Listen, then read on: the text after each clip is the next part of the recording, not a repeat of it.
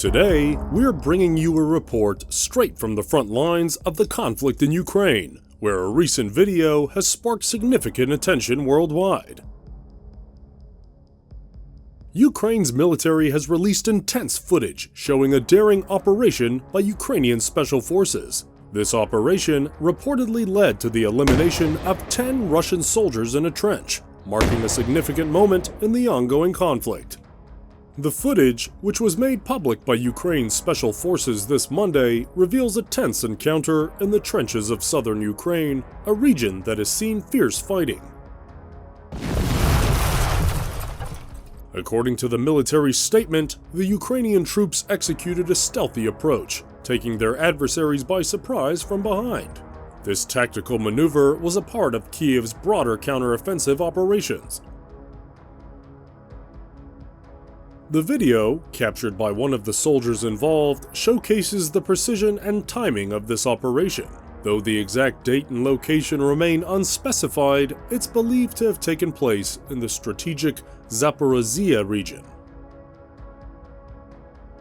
Details are still emerging about this operation, and some reports suggest that members of Ukraine's elite 73rd Maritime Special Operations Unit played a key role in this engagement. As the situation in Ukraine continues to evolve, we will keep you updated with the latest developments. Remember, the realities of war are harsh, and behind every operation, there are lives affected on all sides. The incident comes as Ukraine says it has captured an 8th settlement in its ongoing counteroffensive, saying the village of Piatikati in the Zaporizhia region has been liberated. Kiev previously said it had taken control of the nearby village of Lobkove since it launched the first phase of its long-expected counteroffensive earlier in June. General Valery Zaluzny, Ukraine's top soldier, shared footage on Monday, which he said showed Ukrainian forces taking over Piatikati. But on Sunday, Moscow denied that Kiev was in control of the settlement, saying attacks had been repulsed. The counteroffensive, which experts say is still in its initial reconnaissance and probing phase, has focused on the eastern Donetsk region and the annexed Zaporizhia region. In the south, during the past week, there was an offensive in several directions, Ukrainian Deputy Defense Minister Hanna Maliar said on Monday. Ukraine has taken control of 113 square kilometers, or 44 square miles of territory in southern Ukraine in the past week. Multiple villages have been seized in Donetsk, including Blahodatne and Makarivka, Maliar said.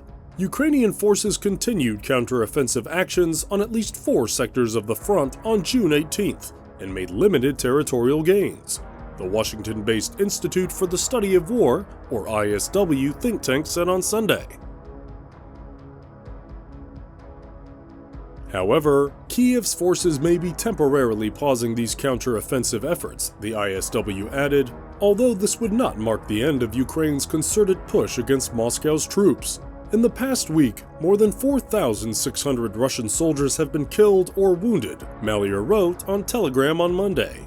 A tally updated by Ukraine's General Staff of the Armed Forces on Monday reported Russian casualties to be 630 in the previous 24 hours.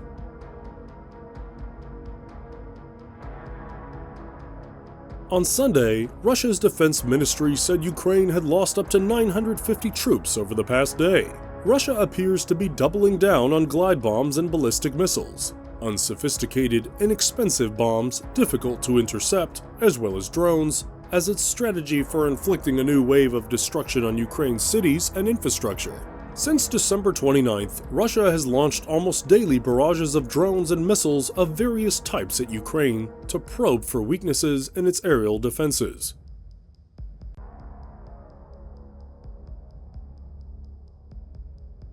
Ukraine has been downing almost all of the drones and an impressive ratio of missiles. That changed on Monday when Ukraine intercepted only 18 of a cocktail of 51 missiles Russia fired at the regions of Kharkiv, Dnipropetrovsk, Zaporizhia, and Khmelnytsky. Those that got through killed at least 4 citizens. Part of Russia's success appeared to be the use of 6 Iskander and 8 Kinzhal ballistic missiles. These travel at terminal speeds of 9,000 to 12,000 kilometers per hour, or 5,600 to 7,500 miles per hour, and are very difficult to intercept. Unlike cruise missiles, they can also be rendered immune to electronic warfare that interferes with GPS guidance because they carry inertial guidance systems that navigate by dead reckoning. Another reason for Russia's success appeared to be that it had mapped weaknesses in Ukraine's air defense over days of attack. Ukrainian Air Force spokesman Yuri Ignat told reporters these two reasons explain the low kill rate on Monday. Short-range ballistic missiles appear to be more effective at penetrating or avoiding Ukrainian air defenses, said the Institute for the Study of War, a Washington-based think tank. Ukrainian air defenses have intercepted 149 of a reported 166 Russian cruise missiles in intensified attacks since December 29th, but have only intercepted a handful of the ballistic missiles that Russia has launched at Ukraine in the same period, it said. Russia can only produce about 41 Iskander missiles and 4 Kinzhal missiles a month, said the ISW, and was enlisting the production capabilities of Iran and North Korea to overwhelm Ukraine with firepower. In the span of a few minutes, the trench was secured. The Ukrainian forces had managed to eliminate the threat without suffering any casualties, a testament to their strategic planning and execution. This operation not only showcased the effectiveness of small, agile units against larger forces, but also highlighted the importance of technological innovation on the modern battlefield. The trench, once a symbol of enemy presence, was now a strategic asset in the hands of the Ukrainian forces.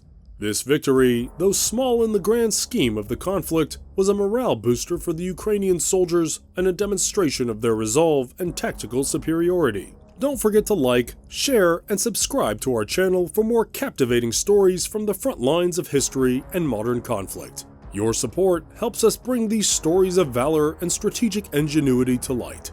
Until next time, remember the courage and sacrifice of those who stand at the forefront of freedom and security.